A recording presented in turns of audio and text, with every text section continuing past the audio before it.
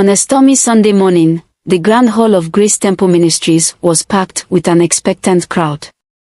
The air buzzed with whispers as people craned their necks, eagerly awaiting the arrival of Mama Abina, the renowned prophetess of their time. Known as the Seer of the ages, she was said to possess powers that could pierce into the very depths of a person's soul.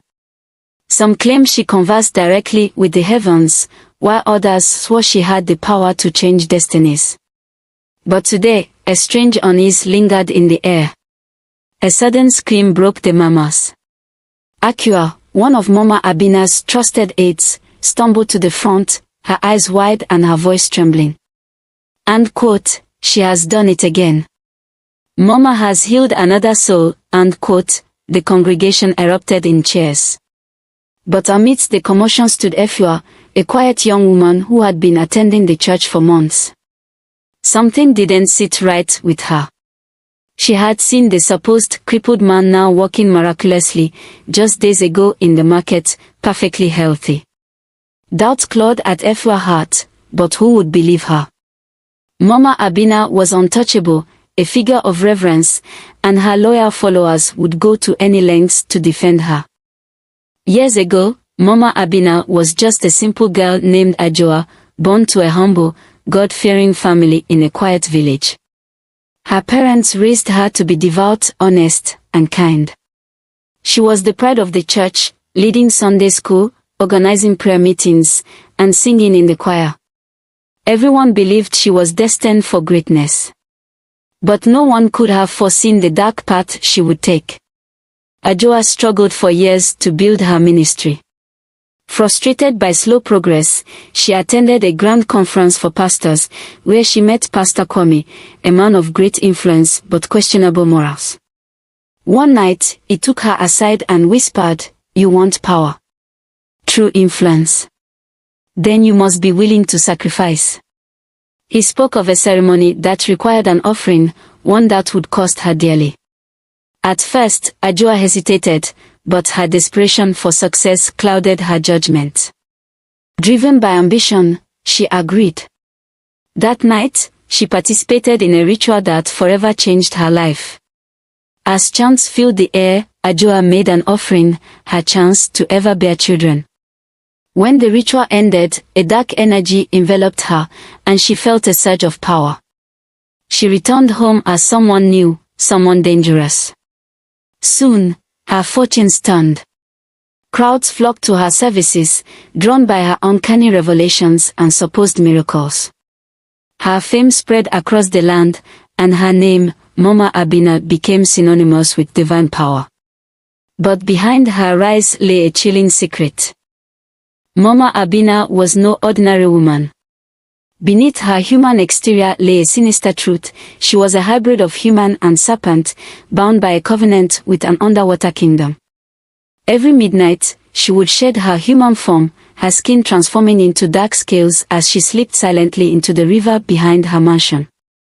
There, in the depths, she joined a secret gathering of occult leaders, other pastors and prophets who had pledged allegiance to the Marine Queen, a fearsome figure who granted them power in exchange for their humanity.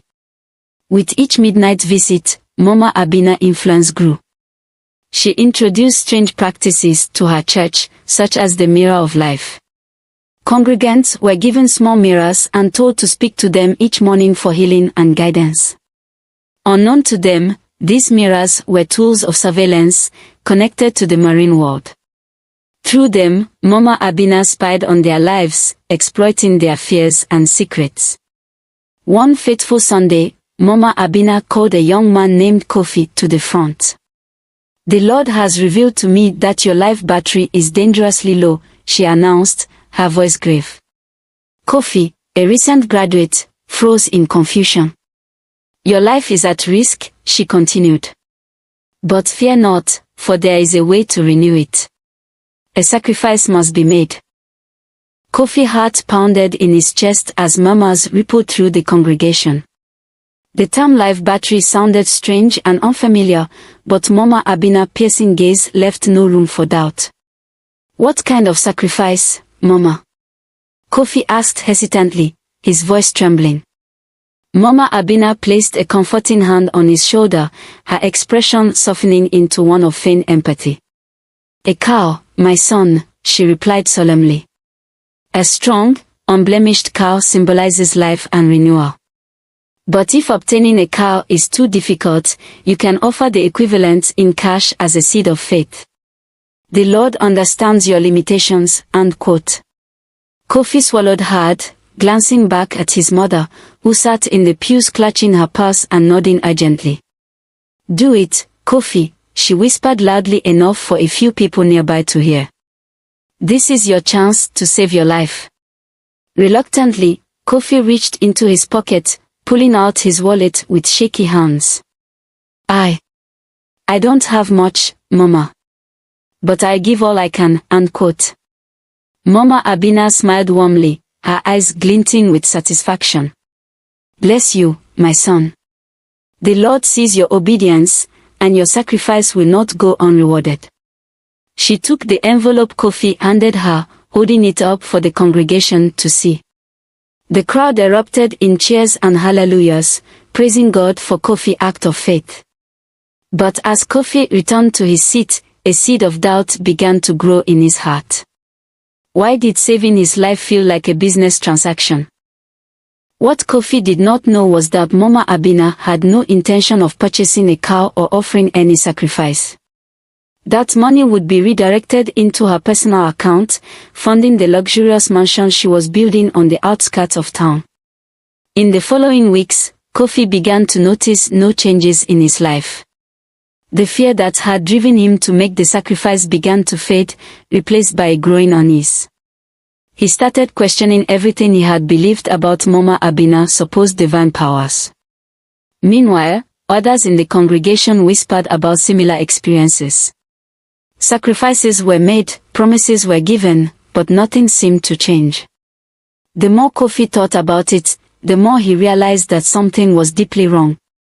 And so, the once quiet Efua began to dig into the truth, determined to uncover what lay behind Mama Abina's proclamations and promises. What she found would shake not only her faith but the faith of an entire community. Over time, she began to piece together the truth. One night, driven by a mix of curiosity and courage, she decided to follow Mama Abina. Hiding near the river behind the Prophetess mansion, Efua waited. At midnight, she witnessed the unthinkable. Mama Abina emerged, chanting in an ancient tongue. Her body began to shift, her skin shimmering as scales appeared. Within moments, she had transformed into a serpent-like creature and disappeared into the river. Efua's heart pounded as she realized the depth of the deception. Mama Abina was not just a fraud, she was something far more sinister. Determined to expose her, Efua began gathering evidence, documenting the staged miracles, the manipulation, and the occult rituals. But Mama Abina was not oblivious to Efua's growing suspicions. One Sunday, during a service, Mama Abina fixed her piercing gaze on Efua. "Come forward, my child," she called, her voice dripping with menace. "The Lord has shown me that you carry a heavy burden. Let me lift it from you." Efua stepped forward, her resolve unwavering despite the fear that gripped her. As Mama Abina placed a cold hand on her forehead, Efua heard a chilling whisper, "Be careful, child. Some secrets are not meant to be uncovered." The battle between light and darkness had begun. Efua knew the risks, but she was determined to free the innocent souls trapped under Mama Abina's spell. Her courage became a beacon of hope, inspiring others to question and seek the truth. When Efua finally released her evidence to the public, the revelation sent shockwaves across the nation. Mama Abina's empire crumbled as people realized they had been deceived. Genuine. Standing before the congregation for the last time, Efua addressed them with heartfelt words. "Not everyone who calls themselves a servant of God is truly a servant of God. We all must be careful with those we regard as servants of God. True servants lead with humility and reflect God's love, not greed and manipulation. Let us learn to seek the truth and protect ourselves from deception." End quote. The story of Mama Abina serves as a cautionary tale, a reminder to remain vigilant and discerning. In the end, truth prevailed, and light pierced through the darkness. If you enjoyed this story, please like, share your thoughts in the comments, and subscribe to Folklore of Africa for more captivating story. See you in the next story, **.